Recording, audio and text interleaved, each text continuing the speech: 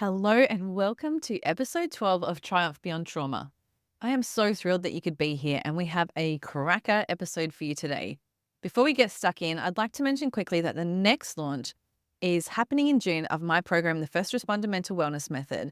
And to celebrate, I will be hosting a 3-day event to coincide with the launch week. You'll be able to get a taste of what our program offers before taking the leap and going all in on your mental wellness journey. There will be more details to follow and I can't wait to share it with you guys. First dibs on the program will go out to the waitlist, and you can join that by heading over to tacticalyogaaustralia.com/waitlist. I will add the link to the show notes. This program is like no other. It's created by a first responder for other first responders, veterans, and frontline workers who want to have more control of their journey, to build resilience, and to finally feel calm, happy, and able to live this one beautiful life that we have. I've been there in the depths of mental illness, and I've clawed my way back out using the exact same techniques that I teach in the program. I am so passionate about the mental health of those that put themselves on the line to protect their community and country. So head on over to the website tacticalyogaaustralia.com to check it all out. Righto, my guest this week is Sergeant Mark Thomas. Mark is a 28-year member of Victoria Police who has lived a significant mental health journey for 2 decades. He was seriously mentally injured on 8th of April 2003, and without any mental health education, he was hospitalised on 10th of February 2013 and diagnosed there with post-traumatic stress disorder, anxiety and depression. It was primarily due to Mark's lack of mental health education that caused him to fail to recognise the signs and symptoms. Whilst Mark was in hospital, he felt intensely alone while he plummeted into a very dark world and felt indescribable mental pain. However, thanks to some very talented psychologists and psychiatrists, coupled with the desire to recover, Mark is now functioning well and eventually returned to full-time work. After feeling alone whilst hospitalised, Mark co-created the Code 9 Foundation, a registered and purely volunteer-run charity that supports his colleagues and their families as they travel on their own mental health journey. Mark is still highly vulnerable in certain situations. He has his bad days. However, his determination in spreading positive mental health messaging is a passion of his. Mark is a very positive person and very grateful for the incredible support he's been afforded throughout his recovery, and recognises the importance of education and breaking down the stigma that surrounds mental health, and to show that growth from trauma is not only possible, but very achievable. Let's get into it. Welcome to Triumph Beyond Trauma, the podcast that explores journeys of resilience and hope. I'm Rosie Skene, a yoga and breathwork teacher and founder of Tactical Yoga Australia. As a former soldier's wife, mum to 3 beautiful kids and a medically retired New South Wales police officer with PTSD, I understand the challenges of navigating mental health in the first responder and veteran community. Join us for incredible stories from individuals who've confronted the depths of mental illness and discovered their path to happiness and purpose, as well as solo episodes and expert discussions. Together, we'll uncover the tools to help you navigate your journey toward a brighter, more fulfilling life. Whether you're looking for helpful insights, practical tips, or just a friendly reminder that you're not alone, Triumph Beyond Trauma has got your back. You matter, and your journey to a happier, more meaningful life starts right here. Thank you so much for coming on the show, Mark. Thanks for having me, Rosie. Great to be here. I like to start with people's backstories and how they came to join the police or the army or whatever their service is. Would you like to tell us a little bit about your story?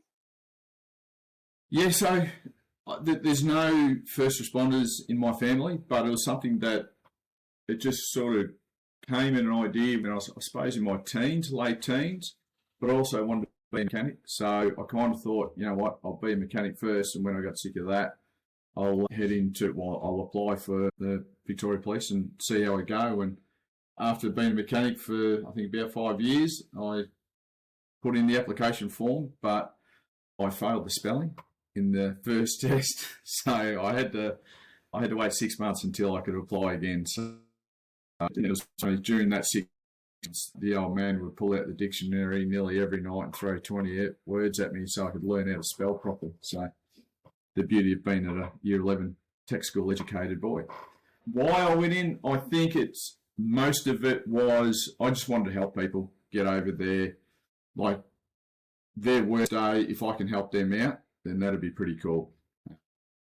That stems from my mum died of cancer when I was 8, so I know what it's like to grow up without a parent. And I had some friends whose grandmother, their grandfather died, and they'd come to me and ask like questions about when they lose a loved one, and I was able to just tell them what I thought. This is how I go about things, and to be able to help people through their tough times is pretty rewarding. And that's, you're turning a negative situation, you're getting some positivity out of it. So, and I think that is just a natural draw towards the police. So I could do that as a career, basically. Mark, you said that you joined because you wanted to help people, and that's something that really resonated with me, because that's the reason that I joined as well. I just felt like I wanted to be a service to my community, and I wanted to be helpful, and also get paid to be helpful is a pretty Yeah. sweet gig if you can do that. So do you find that that's been fulfilled for you in your job in the police? Yeah, for the most part.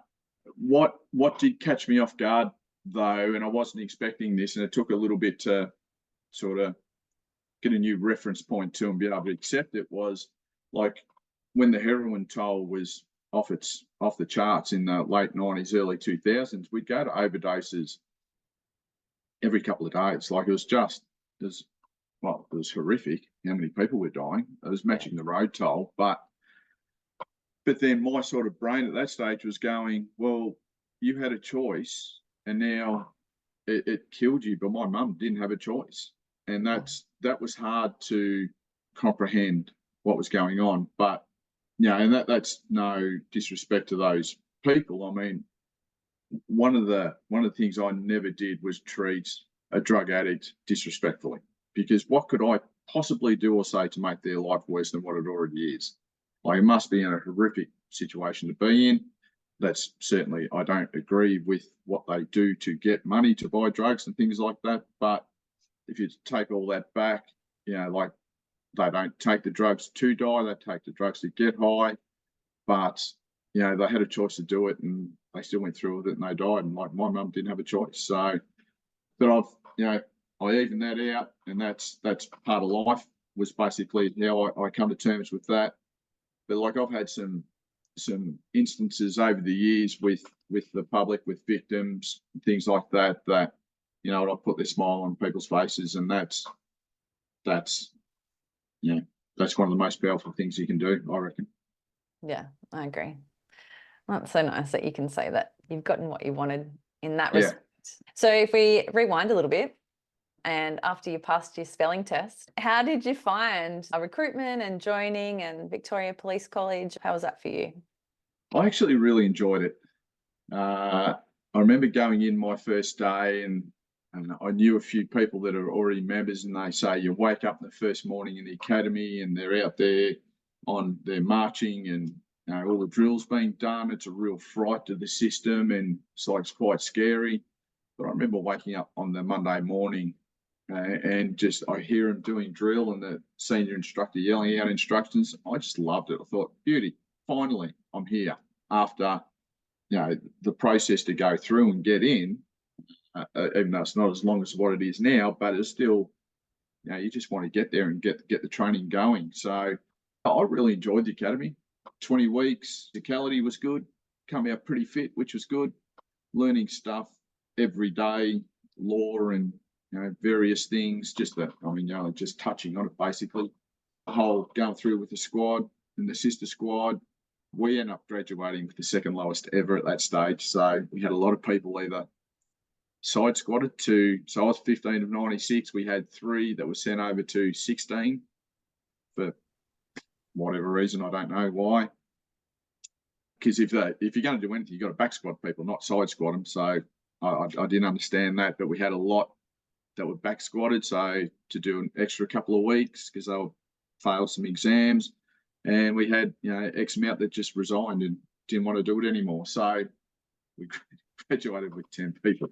10 people? Yeah. So we started with 24 and 28 people all came and went out of our squad or stayed. So yeah, it was amusing. That's a tight group, isn't it? 10? Yeah. And I think there's 1, 2, 3, 4. So I think there's only 6 of us left that are still serving. Yeah, right. 28 years later. So, Wow. but yeah, I don't know what the smallest was ever, but yeah, we were at that stage the second lowest ever as a Yeah. squad. I don't know much about Amusing. Victoria Police recruitment. What are they like now? Are they still got small classes, or do they do No, it? I think they're still going in the mid-20s each squad that goes through, but I think it's a 33-week program now, whereas Yeah. I did 20. So, and they get sworn in sort of halfway through, and then they start to, like, they'll go out to a station for a week or something, and then come back, and then just it allows for a few extra things to take place. So, Yeah. the training's a fair bit different, but 28 years later, of course, things are going to change. And Yeah. but yeah, overall, good experience, really good experience. Where did you head to from the college? We start at what was then called City Patrol Group, which is now Melbourne East, and that's where you learn your traffic direction, which was, I found it so much easier if they just turn the lights off or just do amber flashing. Because when you start, you're out there directing to a green light and then directing to a red light, but then people get confused. Am I looking at the lights or am I looking at the coppers? Yeah. So when they put it on flash, everyone just stopped. Okay, now I'm in. Are you familiar with hook turns in Melbourne? Yeah, a funny story. I went to Melbourne as a small child with my parents from New South Wales, and my dad, used to lose it at the best of times in traffic in our small country town. So heading down to Melbourne and then moving left to turn right just set him off the rails. So yes, I am familiar. I don't think they exist anywhere. I've never seen them anywhere else, certainly in Australia, and I've been lucky enough to travel a bit around the world, and I've not seen them anywhere. And I was out learning, my traffic direction, and this bloke pulled to the left with his right blinker on. I said, mate, you can't turn right from the left-hand lane. And he just pointed at the hook turn signal. I looked up, I've gone, huh. And I looked at him, he goes, you're not from Melbourne, are you? I said, no. He goes, all right, cool. There's a little lesson for you. Thanks, mate. So, it's just bizarre. So we had a bit of time there, and then we headed off to what was the old traffic alcohol unit, squad, system, whatever it was. Basically the booze buses.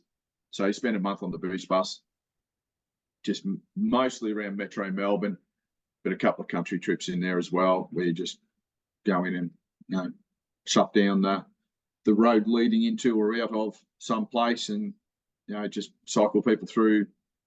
It's not a bad way to start as a career, because you got very small interactions with people, which is great.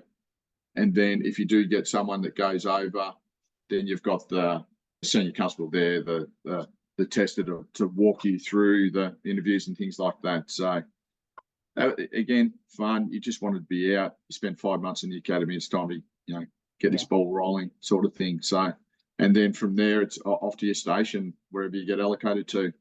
So I went to Melbourne City, which is the biggest station in the state. So it's right in the CBD. And my first ever shift at the station, drug overdose death. So day one into it.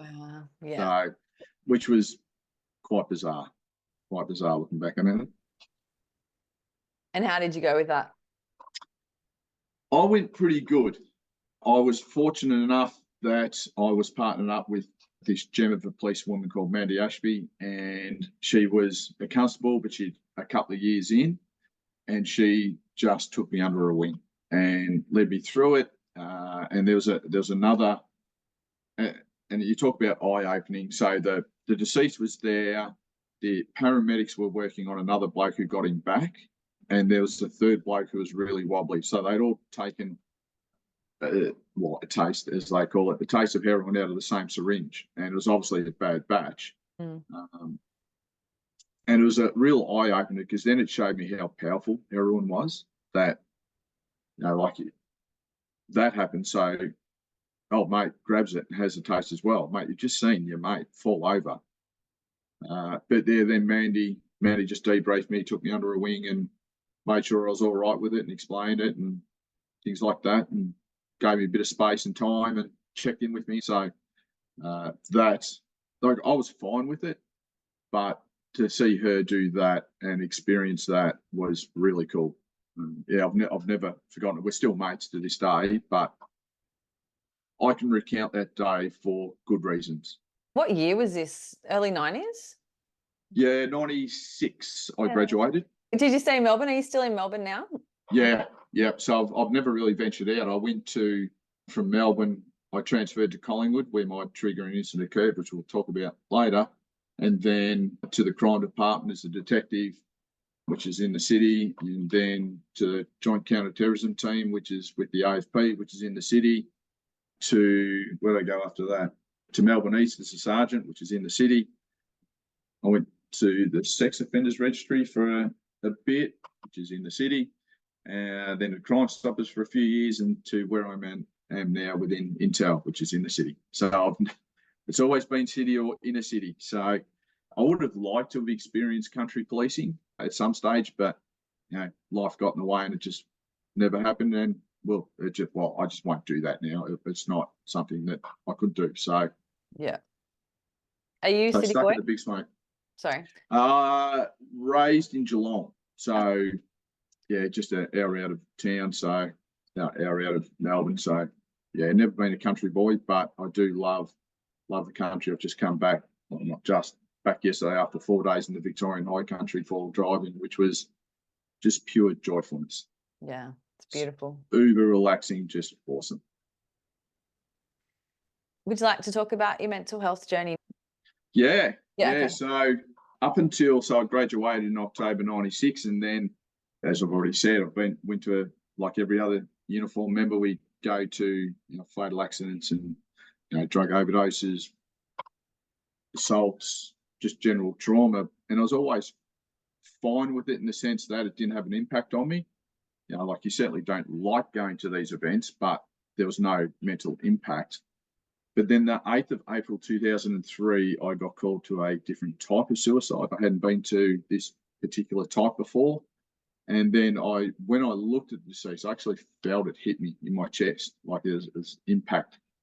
And then, we finished off and did what we had to do there and back to the station, did the reports, etc. And, sort of got on with the shift. But I knew something wasn't right. There's something about that day that I'm just thinking, I didn't like that at all. But fair to say, 2003, extremely naive and uneducated in mental health, and being male in a sort of at that stage really male-dominated industry full of alpha males. Not that I've never been an alpha male as such, but males, we don't do mental health well at the best of times. So did nothing about it. And over the course of the next 10 years, just short of 10 years, all these signs and symptoms of post-traumatic stress, depression, anxiety, like presenting right in front of me face, but I just didn't see them. And what were they for you, if you don't mind? Hypervigilance was big. My sleep patterns were horrible. That was the only one that was really noticeable externally. And my wife, Karen, said, you need to see someone about your sleep patterns. They're horrible. And I said, well, I'm a shift worker. That's, but I would throw off on that excuse, even when I had a period of time when I was 8 to 4, Monday to Friday. So essentially not a shift worker. Yeah. So that's a white flag moment for me. So anytime Karen says, I was right. Yep. I got nothing. I just, white flag, I surrender. You were right, I was wrong. But I'd go to work, and across the road from the old St Kilda Road Police Complex was the Tan Botanical Gardens. It's got a running track around it. It's really nice. I'd go over there most mornings and run around that, or go the other side and run around Albert Park Lake. And then I started going, I can't be bothered. So that, not doing things that you like to do, withdrawing from friends. Well, not withdrawing from them, but they'll be going, we're going to, some clubs and either a pub for a meal, a parma, not a palmy, as it's in New South Wales. Parma and a pot sort of thing. And I just didn't want to go. I didn't want to be in crowds. I didn't want to be around people. Nightmares weren't a big thing for me, but flashbacks were the one. So I'd nearly be asleep on the couch, and then I'd go to bed. And as soon as my head hit the pillow, my brain would go back to that day in April 2003. And like in full, 4 HD resolution. There it is, right in front of me. It's like I was transported back, and you're certainly not going to sleep with that bouncing around in your head. So I was good at work. I never presented with any real symptoms there because I think I could just get to work, switch on, and away we go. But when I was in the city as a sergeant, I'll be driving around and one of the crews will get a call for a set of 83s. So that's our call sign for a deceased person. And my body would heat up. And I didn't know it at the time, but hindsight, well, not hindsight, reflection's great. That was me having a little anxiety attack that there's a trauma and I have to go to it. So I think about all the little mini anxiety attacks I was having along the way and slowly getting bigger and bigger, and just didn't see any of it, which is quite bizarre, really bizarre. Yeah, I can definitely relate to a lot of those symptoms that you said that you had, especially the heating up of the body, which I didn't like. You said in 2003 mental health literacy wasn't a thing. Like even when I left in 2018, still wasn't really spoken about. And I actually Googled my symptoms because I was like, something's not okay here. What's going on? And, put all your little symptoms in the Google and Dr. Google. Yeah. But I remember the anxiety and the heat that I used to feel across my chest all the time is definitely something that I can relate to. And like you, just pushed it aside. Yeah. Just got on with things. Didn't like it. Subsequent down the track a bit, I was doing a trauma course in Richmond. So I'd catch a train there, which was anxiety rising in itself, but better than driving. And I forgot my headphones one day, and I'm like, I've got to find something to do, or else I'm going to melt down. So I listed 22 things that I was either doing that I didn't normally do, or things that I didn't normally do that I was doing, all tied to that event. So symptoms, 22 different things.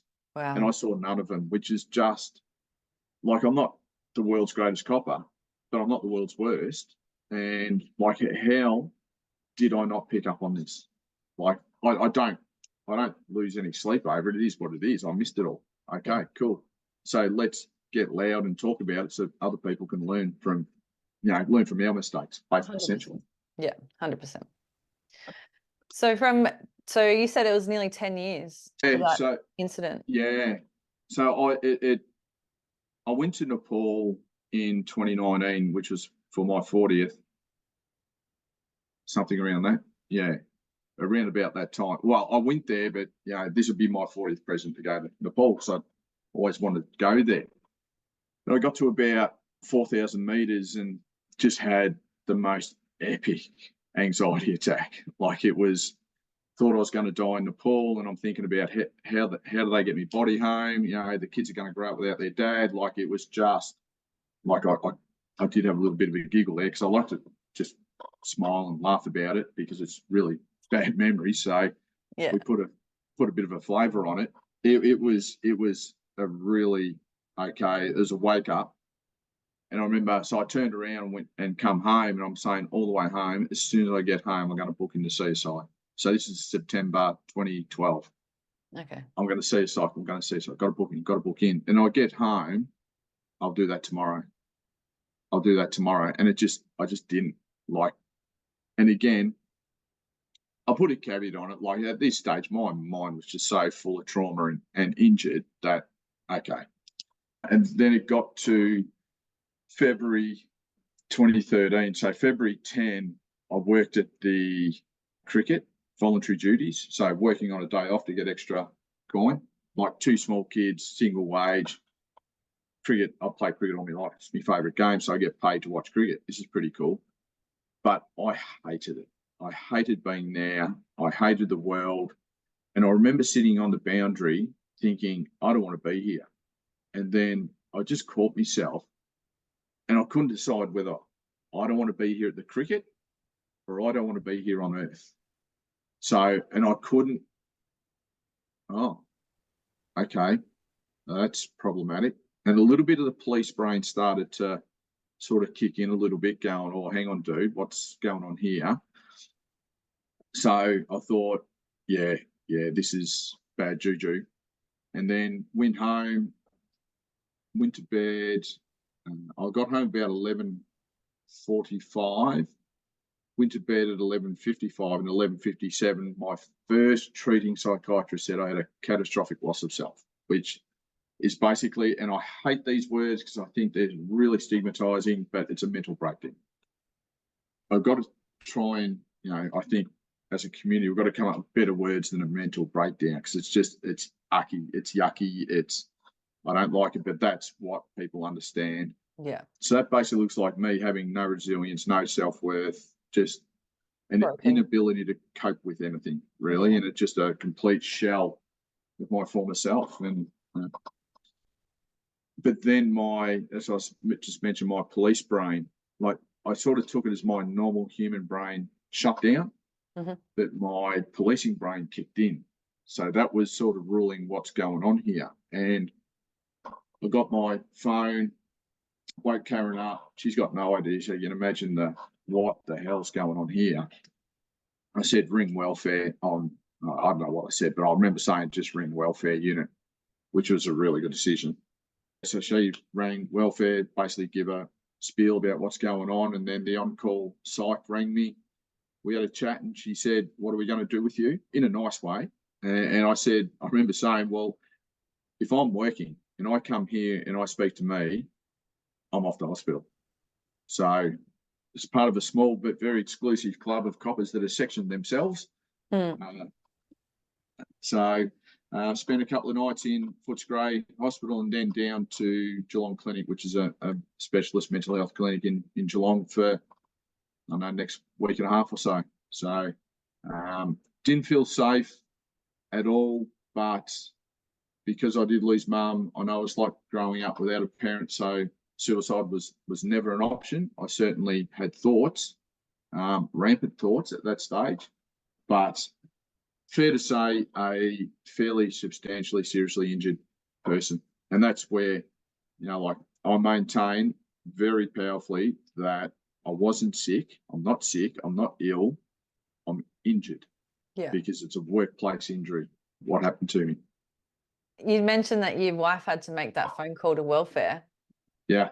Did she have any idea what was going on? No. Up until then? Nothing. No. I mean, she noticed some changes, subtle changes here and there, and this is where, when the injured brain, and for other people, that generally they live with mental health conditions, your brain plays tricks on you. So I was protecting the kids from it, 100%, and like they were 4 and 5 or something at the time, so I got no problem with that. But my brain was telling me I had to protect her from this, when she should have been the first person my brain said, you need to tell her about this because this is going pear-shaped. So, and that's, my brain was very powerful on protecting her from it, which makes, as I said, completely no sense whatsoever. Brain's playing tricks.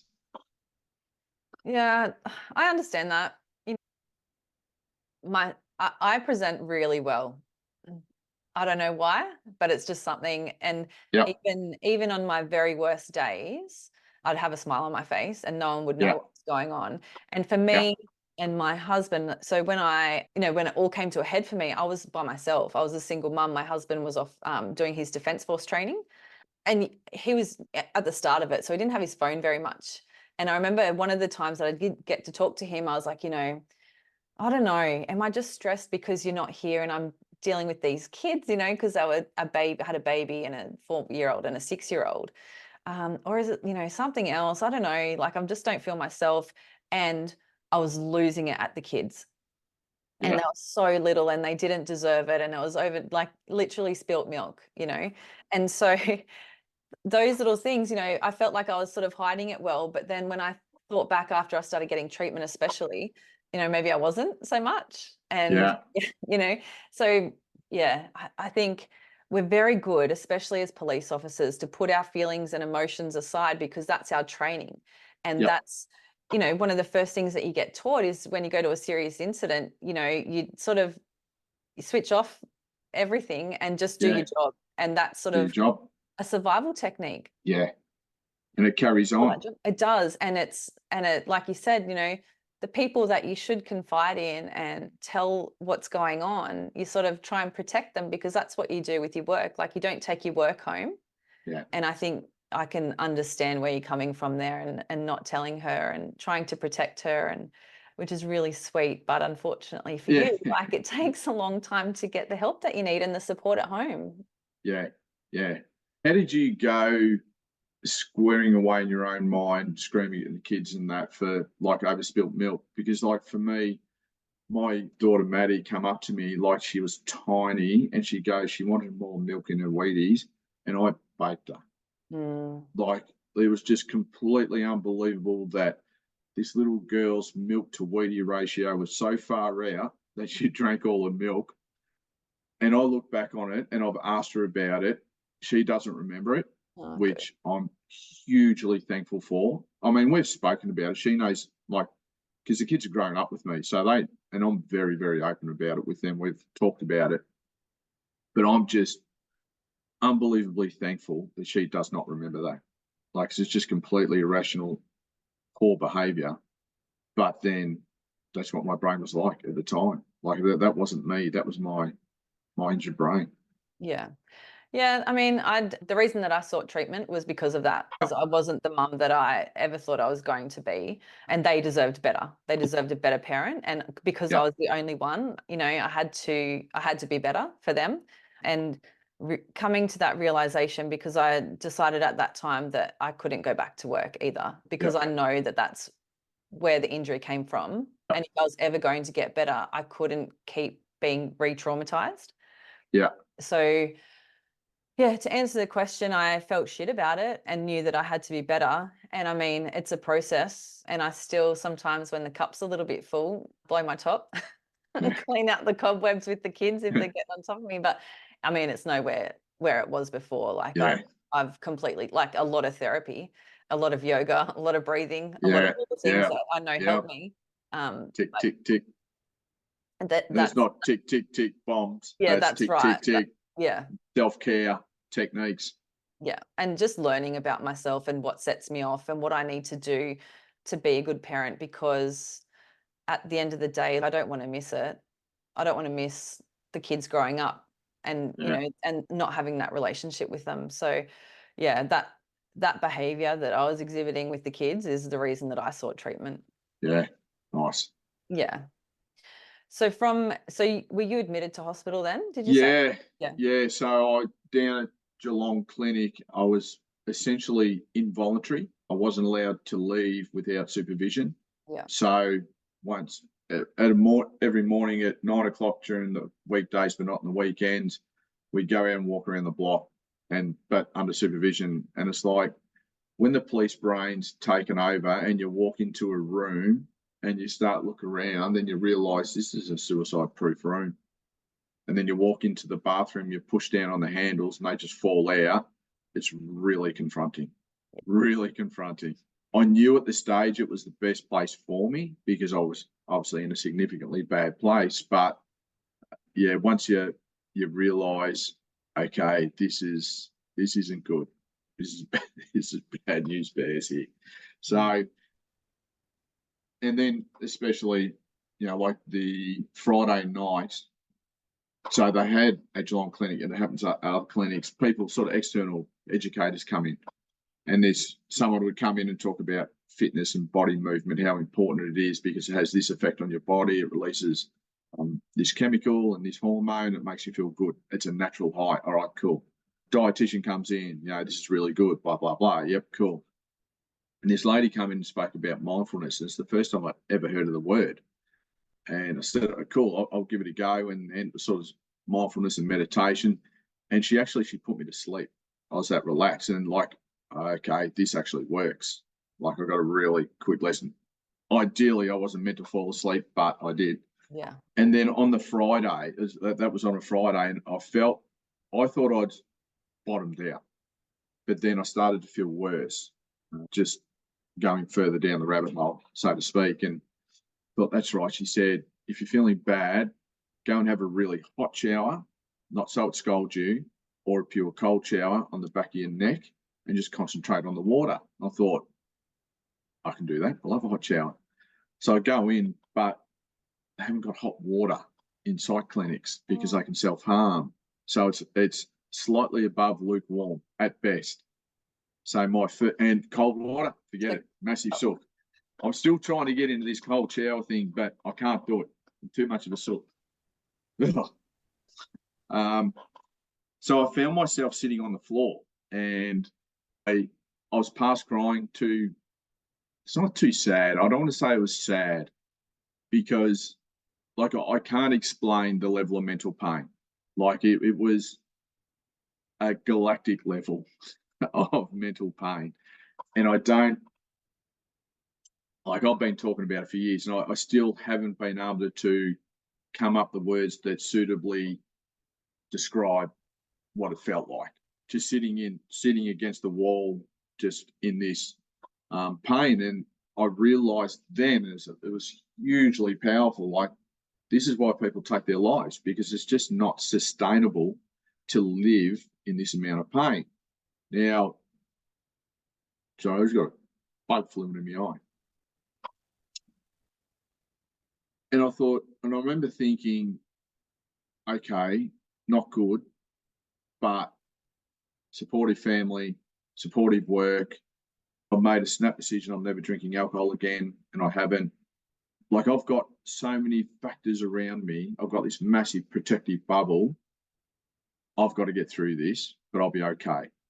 And look, it took me 10 minutes to get off the floor, dry, dress, get into bed and call a nurse. But I still constantly remind myself of that feeling of sitting down there and feeling that pain, because there is no singular greater motivator to look after myself and, practice the best self-care I can do to say, to the best of my abilities, I never go back to that time, because it's horrific, just horrific. And I understand why people ultimately take their lives. Mm. It is that not being able to see past it, isn't it? And Yeah, thank God for you that you did have that glimmer, that you knew it's not an option for you. yeah. But some And people, it is a really strange place to be in, because at that stage I didn't want to live either. But I can't take my life, but I don't want to live. So where am I sitting? What am I doing? But fortunately, I went to sleep, had a nurse come in, and she was really good. She knew straight up. I walked in, and previous conversations with her, there was a fair bit of black humor being used, which I loved. yeah, Like, throughout the whole process, don't cuddle me. Just tell me what I've got to do. I don't need warm and fuzzy. I just need to be told. And she walked in, and I'm in bed, and like, suitably, it'd be interesting to see what I looked like. It wouldn't have been, well, I certainly didn't look like a healthy person. And she just a big smile on her face. Yeah, you look real good, which was perfection at the time. yeah, And then, I had a bit of, I was unmedicated at that stage. I didn't want to try medication. I want to see how far I could take it first. And she said, look, can I give you a Valium? It's not psych medication as such. It's just a muscle relaxant. It'll help you calm down. And she could have said, I would have taken anything to get out of that pain at that stage. So I had one of those, and then drifted off to sleep pretty quick. Austin Powers, Gold Member, was on TV. And it's the funny things you remember. And then I woke up the next morning, and I felt that little bit better. I was out of that real critical zone, and I felt, no, okay. Still entirely trash, but better than the day before. And I remember ringing Karen saying, I need to see you and I need to see the kids, which was the first time I can't remember. I had to see him. Like, I really needed it. So, and like the night before I was hospitalised, I sat between the two beds, and my brain was telling me I love them, and they can have my heart tomorrow if they need it. But I didn't have any physical feeling for them. I just completely disassociated. So that was a real positive punch to the system, that I needed to see them, and I really enjoyed the time with them before it started to get overwhelming. And all right, cool. We're on the recovery mode here, and continued recovery ever since. It's yeah, that's beautiful that you love your family so much that they had to Mm, come and see. It's so important. And you said that you had that protective bubble um around you too of support, which some people just don't have. So yeah. and yeah. Oh, I I feel intensely sorry for people who haven't got that support because you need it. You need the people to pick you up when you crash down and look after you and things like that. One thing that you did say that was in your protective bubble was work, which is not often the case. And Yeah, I know yeah, that you're still serving. yeah. And I would love to hear about how that journey is for you because it's not something that a lot of people on this podcast have done Yeah. is gone back. And I put myself in that group because I just couldn't. So I find it so intriguing that you did. Can you talk about that? So I, with respect to every other detective senior sergeant that ever served in the forces around the country, I had his different work unit now, but I had the best one. Like just an unbelievably empathetic, brilliant, smart leader, complete knock around. Like we got along like a house on fire before this happened, and then like after I returned to work, it was made very clear that I'm controlling my return to work. So when I feel ready to increase hours, I'll increase hours. So I started off on 2 hours, 4 hours on a Tuesday and 4 hours on a Thursday. And then I'd go and see him and thought, all right, cool, I want to increase now. And I'd go into his office and say, right, mate, I'm off to see the site. I'm going to increase my hours.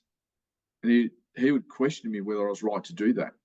Whereas so many others get, well, about time. Yeah, get the But hurry he's up. like, Yeah. I'm not, yeah, you sure about that? Like, really, hang on, let's pump the brakes on this a little bit. But probably the best one, and this is one of my favourite memories of him.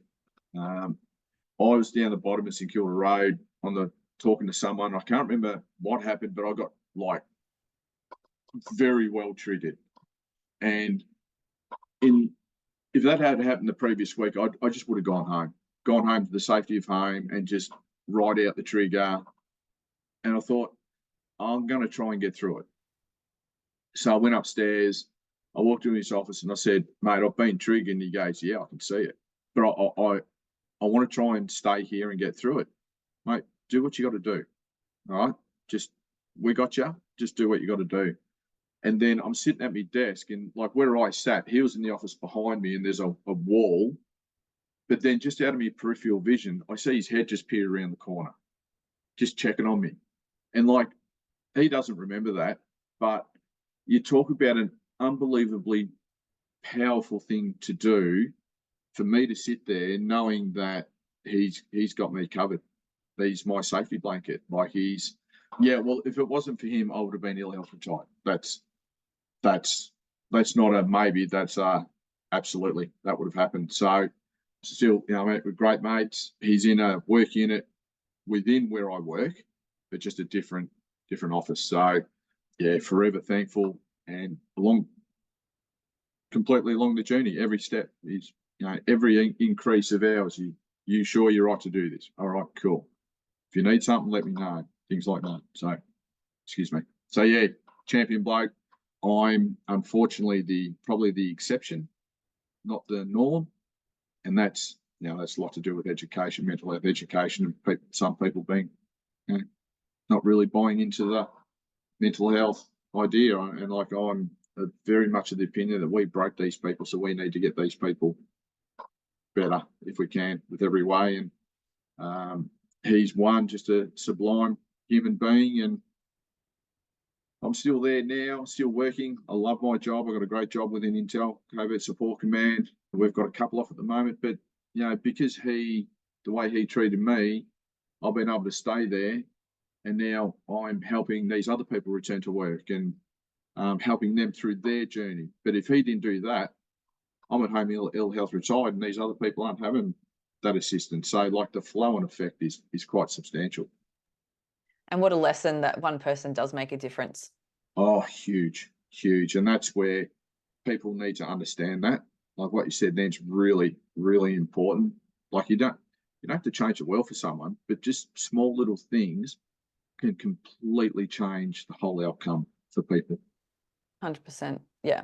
And like you said, the flow on effect, not only do you get the support that you need, but that you can learn from what he did for you and pass that on to other people that Yeah, need it. It's so powerful. And hopefully that's the attrition rates of cops at the moment nationwide and probably worldwide, to be honest, are yeah, not real good. It's people like him and managers like that, for any managers that are listening, that's how you do it. And that's how you yeah, keep people in, and that's how you keep your teams together, is yeah, supporting them when they need it.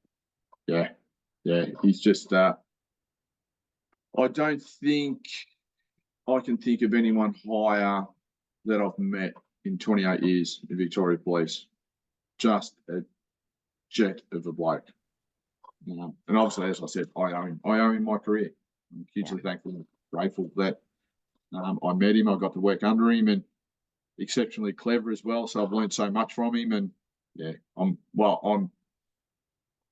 acutely aware how lucky I am. Yeah, absolutely. Other than, excuse me, other than the support at home and at work, what do you do to help your mental health journey? What are the things that you put in place to help yourself?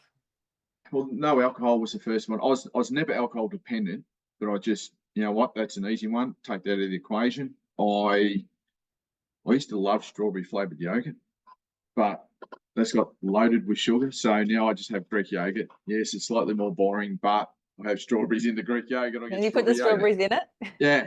So like my diet isn't like someone who's an Olympic athlete, but I I removed a lot of food and I changed my, like if I'm down in Geelong seeing the family and I'm driving back up and I'm hungry, whereas the old me would just dived into McDonald's, loaded up on a Big Burger, Big Mac, you know, fries, nuggets, and a Coke or something. I'll just go, no, bad decision. Keep driving. I'll wait till I get home and have some fruit and yogurt or, you know, something half healthy.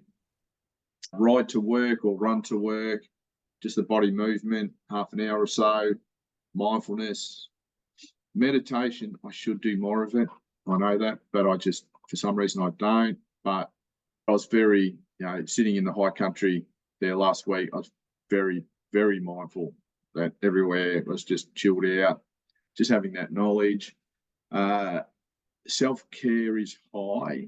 So if I, like, bit of a cliche, but self care isn't selfish. So if I want to be the best father, husband, you know, worker, I've got to make sure I'm right before I worry about anyone else. So if I don't want to do something, I'm thinking, yeah, that's no, I don't see any reason why I need to do that. Then I just won't do it. And then I'm getting better at saying no, where I used to just say yes to everything. So that's a skill in itself. And I've got my L plates on. I'm getting better, but I certainly haven't got my full saying no license yet. So Yeah. That's tricky, yeah, putting but some I boundaries also, up.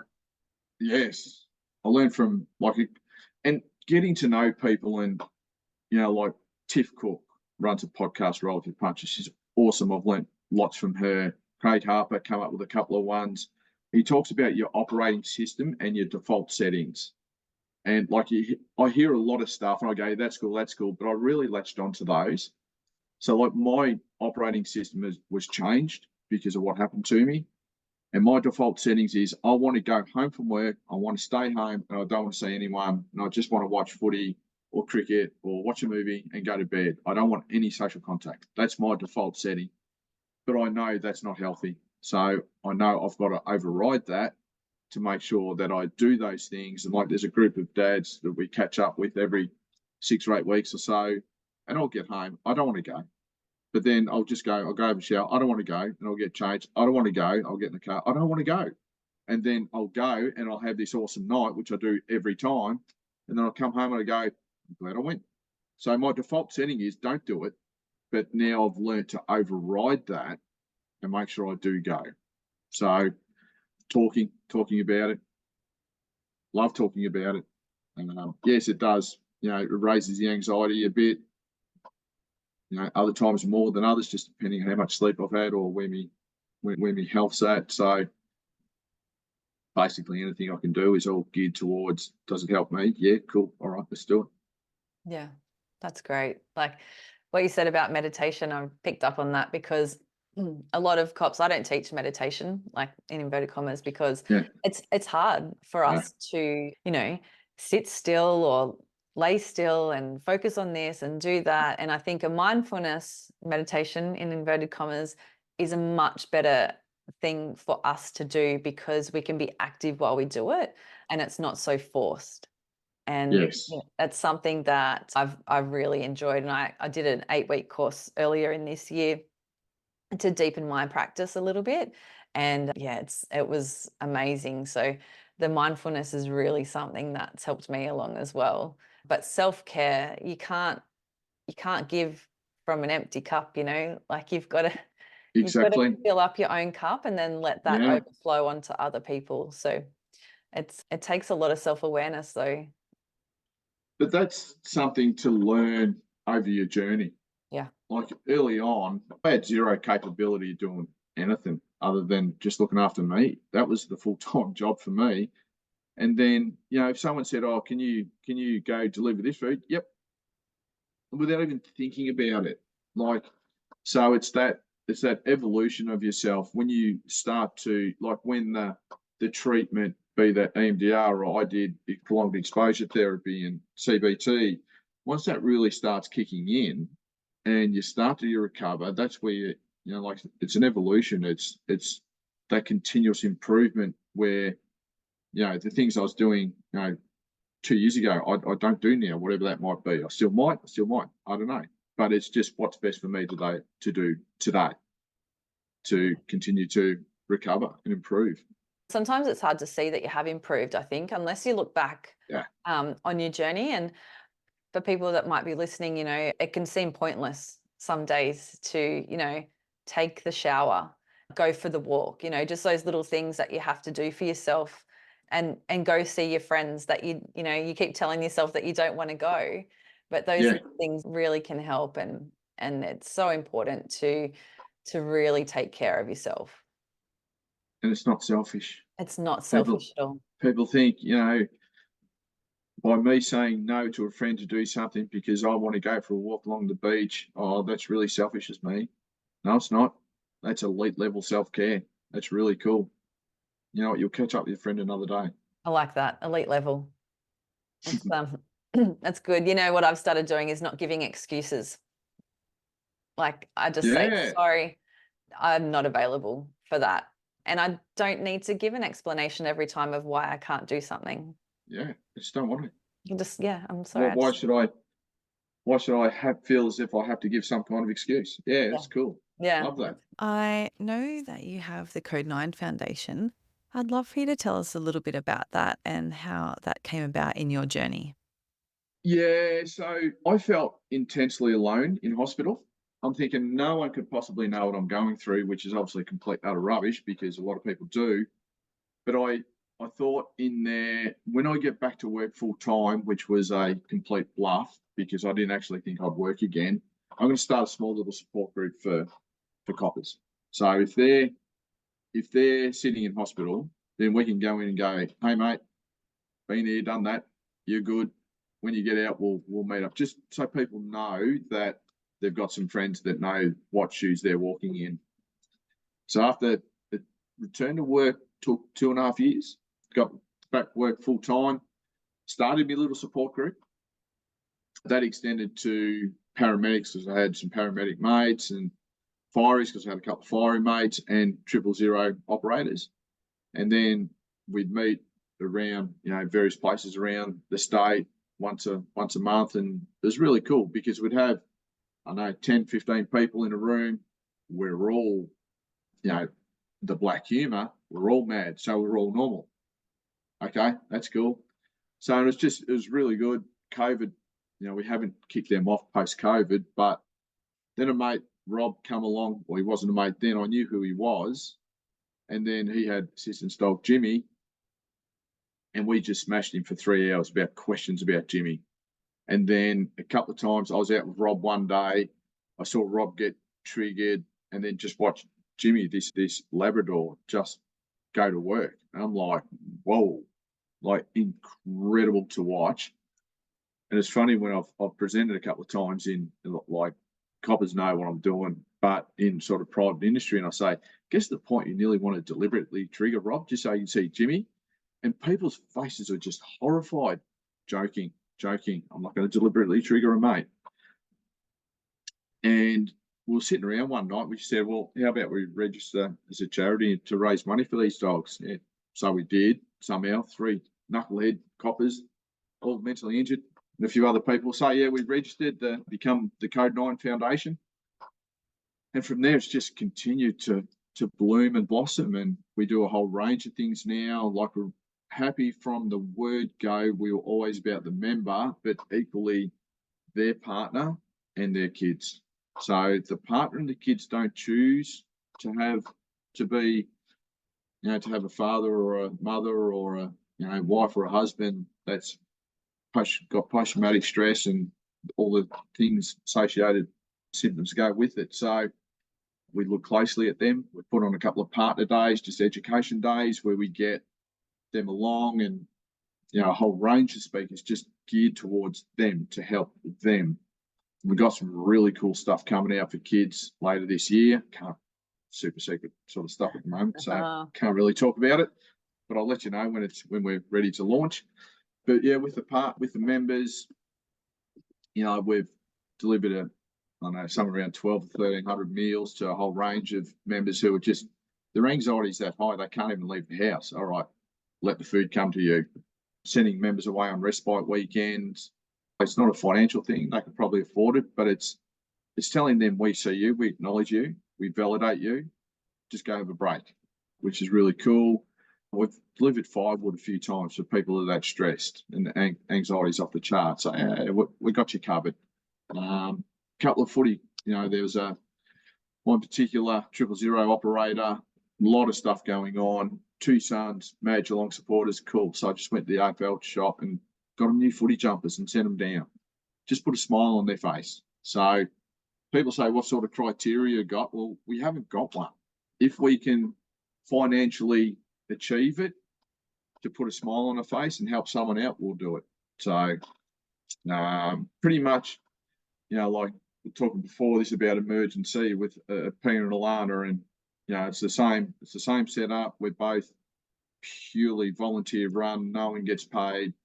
All the donations go directly to member welfare and well-being and looking after the partners and kids and that. So seeing that blossom and bloom, it's cool to watch, but like my brain doesn't allow me to feel pride like a lot.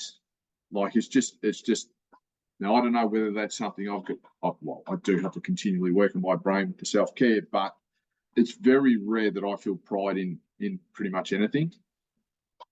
So, but it has been really cool to watch this grow, and the people that have jumped in on the committee to help out, and other people that have done things. You just go, yeah, that's awesome. Like Kate, Victoria Police member, Winterlara and Pinter, took a heap of people there. They all got together and raised, $60,000 a couple of years ago for us. And like, I'm just sitting back going, you do that for us? Like, it's like, wow. So some more, sponsored a few assistance dogs. We've got a few more in the pipeline. So ongoing. They're not cheap. They're not cheap. So, and that's where, like, for me, there's 3 categories of dog. Your properly trained, accredited assistance dog, which is your Rolls Royce of your Ferrari level dog, which they save lives, or literally save lives. And then you got that middle one, which is a companion dog that's got a little bit of training, but they'll pick up on anxieties quicker than just your pet sort of thing. And then you got dogs like mine, like a pet, which, she's great. We have fun throwing the ball and that. Like, there's been times when I've been a little bit down, she'll come up, she'll probably recognise it a bit and snuggle up a bit. But when you see these elite level dogs at work, I mean, it's seriously mind blowing just how incredible they are. So now we've got some pretty big plans for the future. We're trucking along all right, and again, it's the finding the positives out of negative situations. So that's certainly not all. It's not all me. We've got some very talented people that help us out, like Rob, particularly Rob and his wife Christy.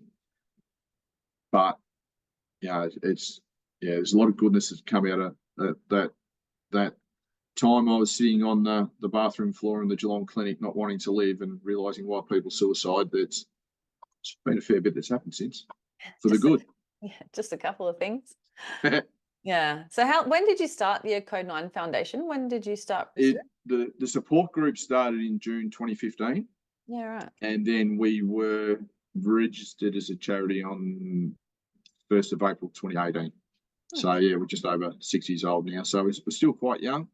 It's we're still learning, finding our way with a few things, but we've had a pretty good effect on a fair few people now. So, which is really cool. Yeah, that's so beautiful. And is it a member? So you have to become a member of the Code 9 Foundation? Is that how does that work? So we run a private Facebook group for members and another one for partners. And police Facebook groups are pretty toxic dumps usually. But the way we conduct our group is like there's probably, I think, 6 or 7 of us adminning it. There's just no negativity. There's no bashing of organisations. It's about support, advice. I've got an IME coming up, an independent medical examination with Dr. Bill Bloggs. Yep, I had him. He was really good, blah, blah. Cool. So, okay, I'm heading into the Geelong clinic for a change of medication. What's the advice? Take this, take this, take this. You'll need this, you'll need that. So then people are aware, okay, I need that.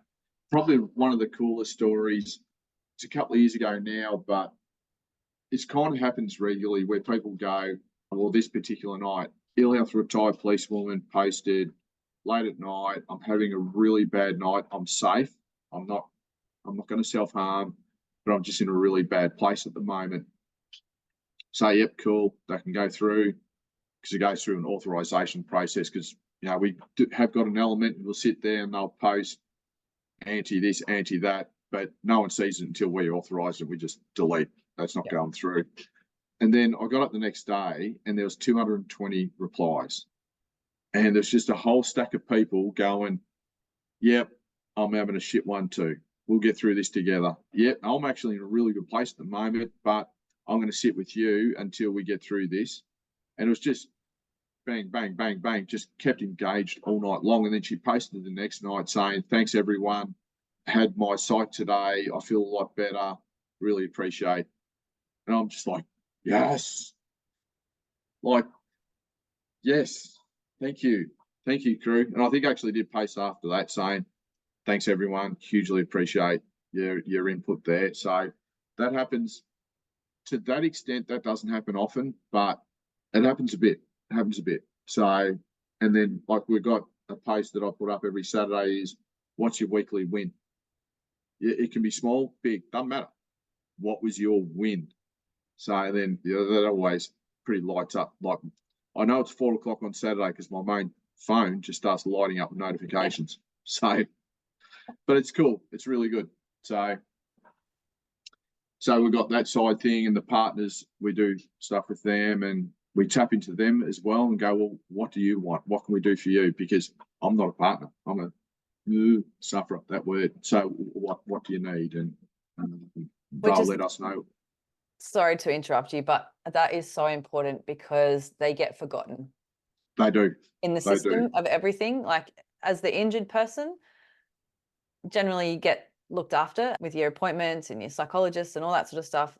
They do what they are supposed to do there. But your partner and your kids really get just left behind, really, and they have to fend for themselves. So that work there that you're doing with partners and kids is so needed. Yeah. And like a couple of things we've got going later this year is just so awesome. So awesome.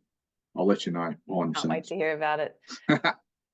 Just seeing you talk about that and mentioning that woman that was having a tough night and her getting the support that she needed from the community that you have created with other people, but you've created that. And then thinking back to the start of this conversation and me asking you why you joined the police, and you said you wanted to help people. Yeah. Do you sometimes think that maybe you went through and are going through what you have for this reason, is to support other people? Uh, yes, but like people go, "Do you believe in fate?" No. Do you think things happen for a reason? I'm a real solid no. Yeah. Things happen. Yeah. Like you tell me, and this is where, like, if someone wants to argue for it, you tell me why I lost my mum. Well, it was to create this feeling within you because then you can do this. It's pretty hard to argue against, Yeah. but I don't believe that. Yeah. But it is the fact that, you know, I am an intense rule with me is that any negative that happens, you must find a positive out of that, no matter how small, how big. And then if we can create, I'll kick it off, but if we can create a community here that just helps people, hey, everyone wins. Mm. Unfortunately, there's a few people in there that still think I'm only doing it just to be promoted or get a medal, which, okay, go figure. You know, I'm nearly 10 years in, haven't got anything yet, but go me. Well, yeah. We'll always have those people though. They are Correct. tall poppy syndrome. They like to knock people down, Yeah. um, but won't help anyone themselves. So No, yeah, you get that. true. You get But that. that's, you know, that's the very, very tiny little small smidget of negativity that sits in the corner amongst all these amazing people that just jump in and help each other out because they're part of the community, which is really cool. And then equally seeing some of the conversations that unwind within that partners group and the way they speak and things like that. I mean, it's really good education for me. Yeah. But you know, like nothing gets reported back either way. But just seeing how they respond and they help each other out and things with advice and that, I'm just going, yeah, that's way cool. I wish we didn't have to do this. Yeah. Then none of this existed, but it does. So what controls, what assistance, what can we put around it to make things a smidget better for them? So when those events occur, it's pretty cool sitting back watching them unwind. That's so amazing that you've created that community for both parties, for the Yeah. injured workers and for their families, I think. Congratulations. Thank you. Where can people find you? On Facebook, Facebook and Instagram is both SGT, it's Sergeant Mark Thomas, but just SGT. Same with Twitter or now X, LinkedIn. I think it's the same. Yeah, I think it's the same on that as well, Sergeant Mark Thomas, SGT. And then the foundation, just Google Code 9 PTSD and all of our Facey and Insta and all that pops up as well. So, yeah, Awesome. it's awesome. I'll have all that in the show notes for anyone that wants to check either yourself out or the Code 9 Foundation and get some more information there. To wrap up, is there anything that you would like to say to people that might be doing it a little bit tough at the moment? You got anything for them? And it's, I mean, I could say a million things, but there's hope. There's always hope. And even on your worst days, you're going to wake up, have a snooze, or if you can't sleep, at some stage, if you do the right things and you help yourself, you can recover.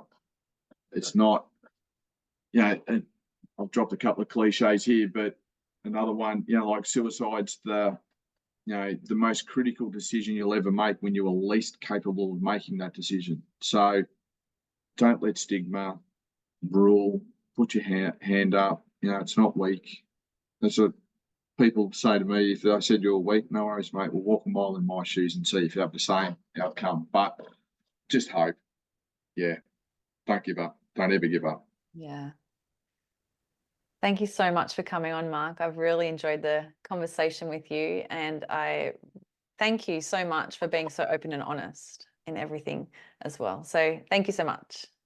Thanks heaps for having me, Rosie. I very much appreciate it. And this is what I've said it before, like I can go stand on my roof and scream and yell from the rooftops, but when people like yourself have these awesome podcasts and give me a platform to have a chat and really enjoyable chat, then that's, you know, we're pushing out this message that it's okay. There's plenty of us about that function quite well, and we live with, you know, I live with 3 different mental health conditions, so I'm functioning quite well, so it can be done. Oh, you got 4? I got 4. You got me. So between us, we got 7, and we're functioning quite well, and we're, you know, doing plenty of things. So We're doing it. Yeah, so thanks heaps. Really appreciate your time. You're so welcome. Thanks again. I hope you've enjoyed today's episode. If you have, make sure to hit subscribe so you never miss any new ones. We release fresh content every Tuesday. And while you're there, take a moment to leave us a review. I would genuinely appreciate your thoughts.